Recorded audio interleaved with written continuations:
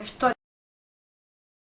Era uma vez um pastor que passava os dias dele no monte a olhar as suas ovelhinhas. E logo que chegava ao monte se assentava e fazia uma covinha no chão e dizia, e punha lá dentro da cova 3 pedrinhas. Então levantava uma pedrinha de cada vez para o ar e dizia, 1, 2, 3, 3 pedrinhas são.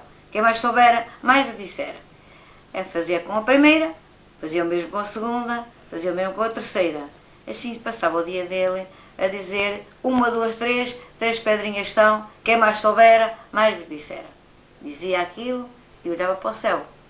Então, um dia, o padre da freguesia soube que aquele pastor que ali vivia no monte, só com as suas ovelhas, não ia à missa, não falava para ninguém, não convivia com ninguém.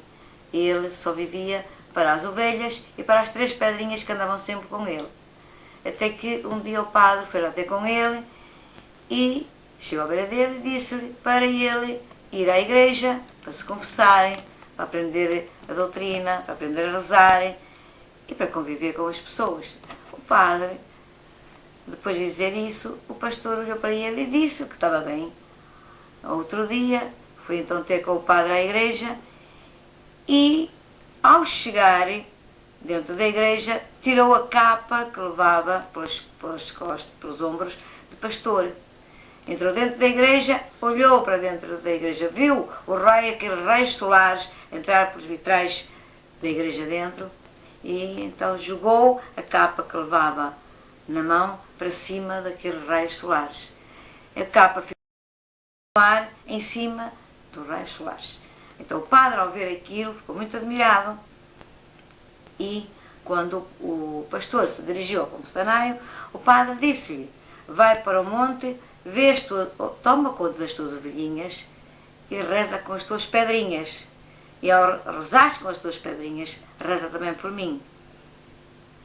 E então o pastor levantou-se, foi buscar a capa que estava pendurada, suspensa no ar, em cima daqueles raios solares que entravam pela igreja dentro, e saiu pela igreja fora, e lá foi novamente para o monte, para a beira das suas ovelhinhas.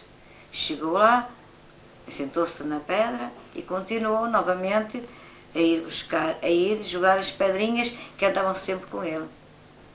Até que, ao outro dia, o padre foi lá ter com ele. Ao meio-dia, ele não sabia que o padre estava lá, que ele não tinha ainda aparecido. Então, qual foi a admiração do padre, que viu o pastor, viu uma hóstia no ar, à hora do meio-dia, e o pastor, perto do pastor. O pastor recebeu aquela hóstia, dentro da boca recebeu aquela hóstia, e o padre mais admirado ficou.